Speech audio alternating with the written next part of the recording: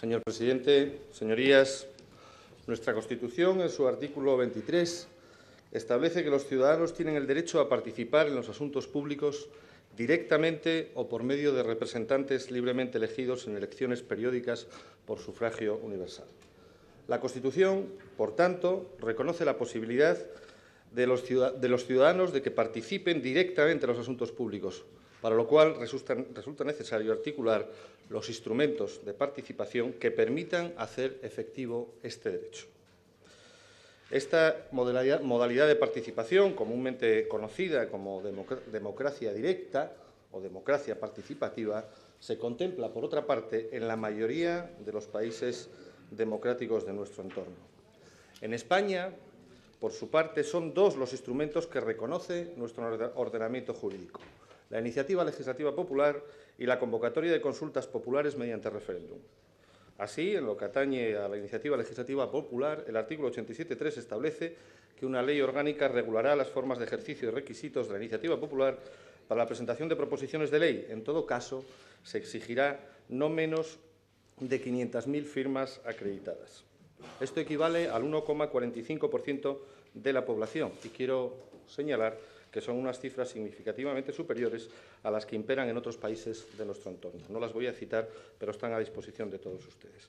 Además, se imponen una serie de restricciones sobre las materias que pueden ser objeto de esta legislativa, materias entre las que no pueden figurar materias propias de ley orgánica, tributarias o de carácter internacional, ni en lo relativo a la prerrogativa de gracia. La exclusión de todas estas materias que se reservan por ley orgánica, a nuestro modo de ver, supone una severa restricción. Más relevante aún, si cabe, es la exclusión de las materias relativas al desarrollo de derechos fundamentales o libertades públicas. Restricción esta que en ningún otro país de nuestro entorno alcanza ni mucho menos la magnitud del caso español. En cuanto a las modalidades de referéndum, la Constitución española, en su artículo 92, establece que las decisiones de especial de trascendencia podrán ser sometidas a referéndum consultivo de todos los ciudadanos. Seguidamente se reconocen estas dos modalidades, el referéndum facultativo constituyente y el referéndum obligatorio constituyente. Pero también aquí se imponen una serie de severas restricciones. La primera se encuentra en quién tiene la posibilidad de dar inicio a esta convocatoria, es decir, quién tiene la iniciativa para la convocatoria de un referéndum.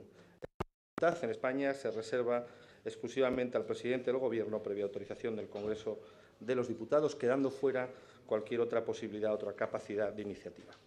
Y también la segunda restricción es la vinculación jurídica del referéndum, que salvo en los casos de reforma constitucional, en que su celebración resulta preceptiva y vinculante, este no resulta obligatorio en lo referente a otro tipo de materias, aunque fuesen de especial trascendencia.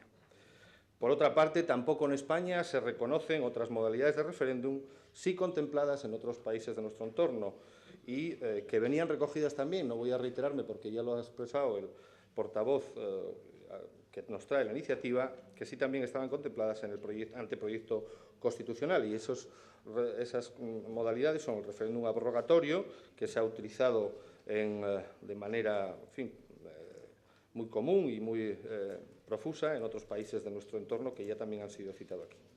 Teniendo en cuenta este planteamiento, la propuesta que debatimos pretende recurrir a la iniciativa legislativa ante las Cortes Generales de las Asambleas Autonómicas para plantear una reforma de la Constitución con la finalidad de potenciar los instrumentos de democracia participativa a los que he hecho referencia. En concreto, la propuesta plantea la eliminación de las materias excluidas que pueden promoverse por materia de iniciativa legislativa popular, la introducción de la posibilidad de que se convoquen referéndums por iniciativa no solo del Congreso, sino también de otras instituciones, el Senado, 3 asambleas autonómicas o incluso directamente la propia ciudadanía, estableciendo, sí, manteniéndose el requisito de las 500.000 firmas. Todos estos requisitos, todas estas se encontraban recogidas, como ya dije, prácticamente de forma idéntica, estas modalidades, en el anteproyecto de Constitución al que hemos hecho referencia. No se trata, por lo tanto, la iniciativa que viene hoy a esta Cámara, de una propuesta novedosa o de una propuesta absolutamente excéntrica. Se trata simplemente de la recuperación de una propuesta que figuraba en el espíritu original del proceso constituyente, que por circunstancias, y no voy a referirme ni remontarme a aquellos tiempos, porque probablemente en aquel momento la sociedad española necesitaba solidificar unas instituciones que en aquel momento estaban naciendo y de cuyo futuro se dudaba. Digo, probablemente en aquel momento quizá no era oportuno dar la amplitud que ahora se pretende a estos mecanismos de democracia participativa. Pero la sociedad española ha cambiado mucho, afortunadamente. Las circunstancias no son las mismas. Hoy, hay que decirlo así, a pesar de que tenemos unas instituciones cuestionadas, tenemos un país mucho más sólido, mucho más capaz de asumir estos retos que nos presentan las democracias del siglo XXI y, por lo tanto, creemos que es necesario dar pasos en esta dirección.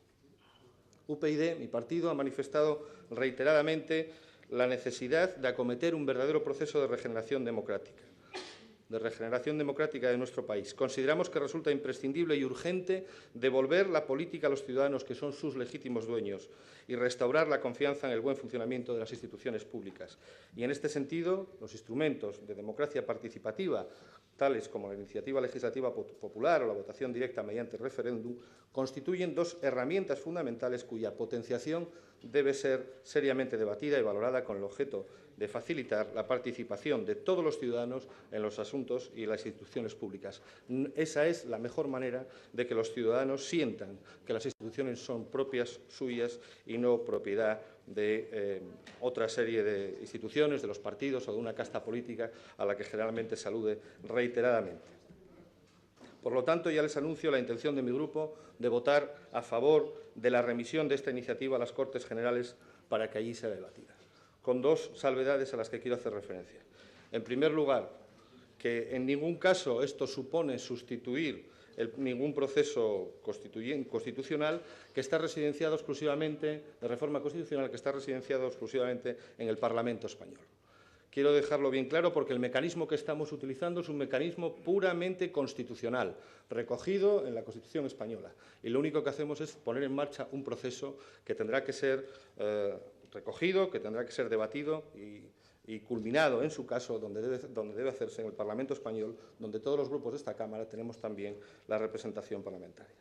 Quiero dejar muy claro que, además, como ya les decía, nos parece que no es ninguna propuesta excéntrica o que exceda de los límites de lo que conocemos en el entorno de las democracias similares a las de nuestro país, y que, por ejemplo, por hacer una diferenciación, se aparta bastante de otra iniciativa que, por parte de la Izquierda Plural y el Grupo Mixto, se llevó a la Cámara recientemente, en esta misma legislatura, una iniciativa que era también una proposición de ley orgánica sobre convocatoria de referéndums consultivos, en el caso de decisiones políticas que afectan a derechos económicos, sociales y laborales, frente a la que nuestro grupo votó en contra, porque en aquel caso sí que se pretendía sustituir la democracia representativa por la democracia directa. Y quiero decir que nuestro grupo en ningún caso está dispuesto a dar ese paso, pero que nadie entienda que esta iniciativa propone esa sustitución.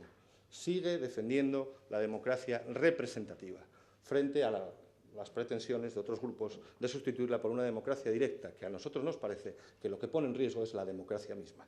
Pero esta propuesta y esta iniciativa está formulada en términos absolutamente rigurosos y moderados y no pretende esa sustitución. Por otra parte, este apoyo no supone en ningún caso una convalidación total y acrítica de esta propuesta presentada. Tenemos dudas sobre algunos de los aspectos que se recogen en esta propuesta y en esta iniciativa, pero vuelvo a decir, creo que no es el momento de discutirlos aquí, sino cuando se abra su proceso de discusión en el ámbito del Parlamento español. Creemos que hace falta un debate mucho más detallado, mucho más sosegado, sobre si todas las materias pueden ser susceptibles de iniciativa legislativa popular. Quiero ponerles un ejemplo, simplemente, que hace referencia al profuso uso de las consultas populares mediante referéndum. Se trata del caso de California, en Estados Unidos. En 1997 se produjo la primera derogación de una ley tras la celebración de un referéndum abrogatorio. ¿Saben de qué norma se trataba? Del impuesto sobre el patrimonio, similar al que existía en España. Por lo tanto, tendremos que debatir si todas las materias son objeto de estos referéndums abrogatorios, porque a lo mejor conseguimos un efecto distinto del que se estaba buscando. No mejoramos la participación de los ciudadanos, sino que lo que hacemos es destruir las mismas estructuras del Estado en favor de aquellos que menos necesitan esas estructuras. En todo caso, esta será un debate y una discusión que debe plantearse en el seno del Parlamento español.